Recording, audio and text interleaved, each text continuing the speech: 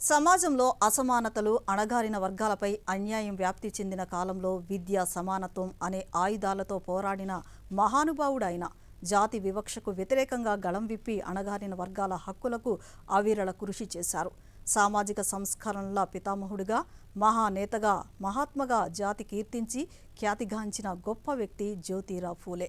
ఈరోజు ఆయన ద్విశతాబ్ది జయంతి.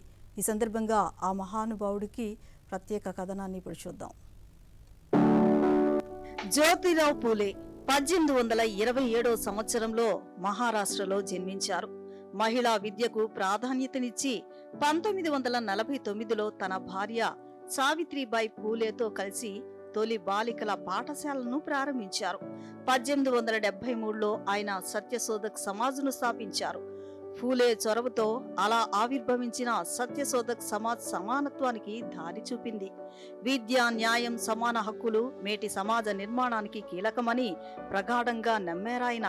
వ్యవస్థలోని అన్యాయాలను ఎదిరిస్తూ సమాజంలో సమాన హక్కుల కోసం ఉద్యమం సాగించారు.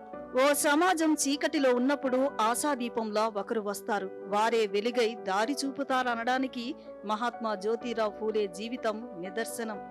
తన రచనలతో సమాజాన్ని చైతన్యపరిచారు. గులాంగిరి వంటి రచనలతో సమాజంలోని అసమానతలను వెలుగెత్తి చూపారు. ఆయన వల్లే ఈరోజు విద్య, సమానత్వం అందరికీ చేరువయ్యాయనడాన్ని నిస్సందేహంగా చెప్పవచ్చు. సింహ చీకట్లను తరిమిన వెలుగురేఖ, సమానత్వానికి ప్రతీక మహాత్మా జ్యోతిరావు ఫూలే. ఆయన చూపిన మార్గం ఎప్పటికీ మానవాళికి మార్గదర్శకం. ఆయన బాటలో ప్రతి ఒక్కరూ నడుద్దాం, ఆదర్శ భారతాన్ని నిర్మిద్దాం. జై హింద్.